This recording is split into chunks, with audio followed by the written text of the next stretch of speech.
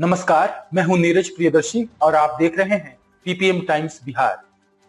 केंद्र सरकार ने इस साल के पद्म पुरस्कारों की घोषणा कर दी है। इस बार बिहार की कई हस्तियों को पद्म पुरस्कारों से नवाजा गया है। इस रिपोर्ट में हम आपको बिहार की उन शख्सियतों के बारे में बताएंगे जिनका नाम पद्म पुरस्कारों की लिस्ट में शामिल है। इस बार लोक गायिका दिवंगत शारदा सिन्हा को मरणोपरांत पद्म विभूषण और दिवंगत बीजेपी नेता सुशील मोदी को पद्म भूषण सम्मान मिला है। वहीं महावीर मंदिर न्यास समिति के सचिव स्वर्गीय आचार्य किशोर कुणाल को पद्मश्री सम्मान मिला है। यह सम्मान उन्हें मरणोपरांत दिया गया है। इसके साथ ही 4 और भी लोगों को पद्मश्री पुरस्कारों से नवाजा गया है। इसमें भोजपुर के सामाजिक कार्यकर्ता डॉक्टर भीम सिंह भवेश और मुजफ्फरपुर की निर्मला देवी को यह सम्मान मिला है।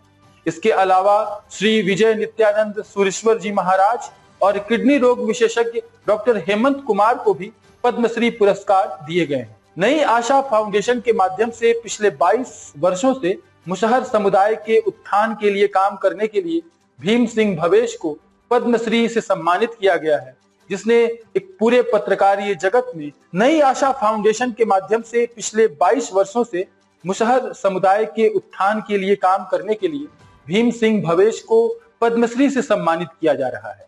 पीएम नरेंद्र मोदी ने मन की बात के 110वें एपिसोड में मुसहर समुदाय के उत्थान में डॉक्टर भवेश के प्रयासों की खूब सराहना की थी।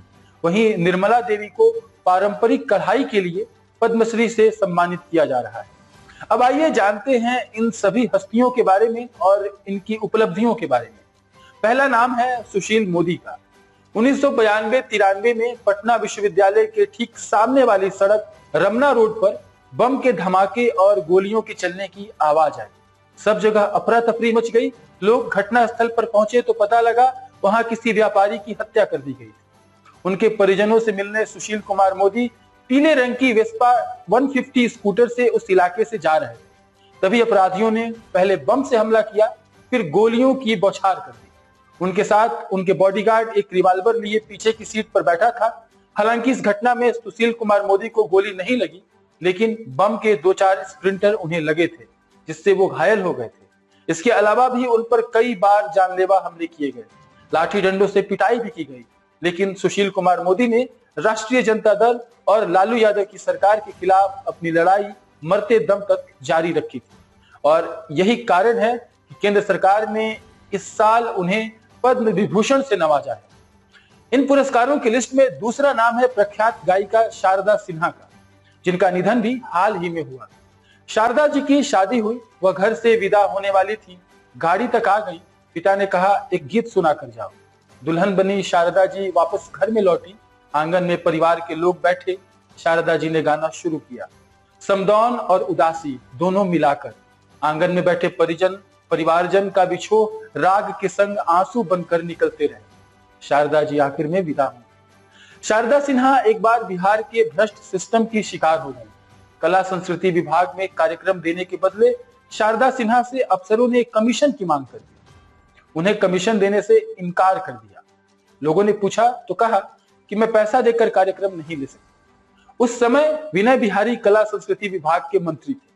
उन्होंने मंत्री रहते हुए कहा था कि हमारे विभाग में अफसरशाही इस तरह हावी हो गई है कि फेमस कलाकार से भी कमीशन की मांग की गई। विनय बिहारी ने सवाल उठाया तो मीडिया में भी खबरें आई और सरकार की खूब किरकिरी हुई।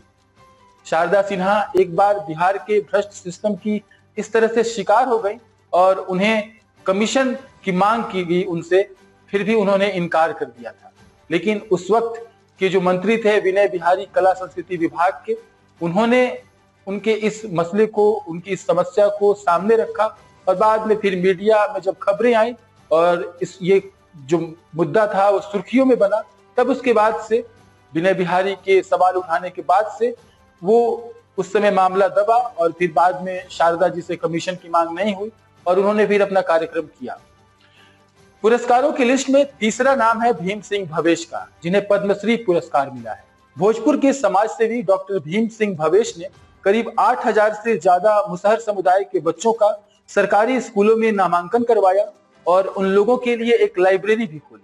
भीम सिंह बच्चों को डॉक्यूमेंट और फॉर्म भरवाने में मदद करते हैं। भोजपुर और बक्सर जिले में इन्होंने 100 से ज्यादा मेडिकल कैंप लगाए और कोरोना के समय में भी इन्होंने लोगों की काफी मदद की। 2024 में पटना में आयोजित एक कार्यक्रम में भारतीय क्रिकेट टीम के पूर्व कप्तान सौरव गांगुली ने भी भीम सिंह भवेश को सम्मानित किया था। अब आखिर में बात करते हैं निर्मला देवी की। इन्हें भी सरकार ने पद्मश्री से नवाजा है। गायघाट थाना क्षेत्र के मुजफ्फरपुर जिले के भूसरा गांव की निर्मला देवी ने न सिर्फ सुजनी कलाकृति को जीवित रखा, बल्कि इसे देश भर के शहरी बाजारों और विश्व स्तर पर लोकप्रिय भी बनाया है। निर्मला देवी ने सुजनी कढ़ाई में 15 से अधिक गांव की 1000 से अधिक महिलाओं को प्रशिक्षित भी किया है। साथ ही आजीविका के लिए उन्हें सक्षम बनाया है। मुजफ्फरपुर की सुजनी कढ़ाई को जीआई टैग भी मिला है और इसमें निर्मला जी का बहुत बड़ा योगदान रहा है।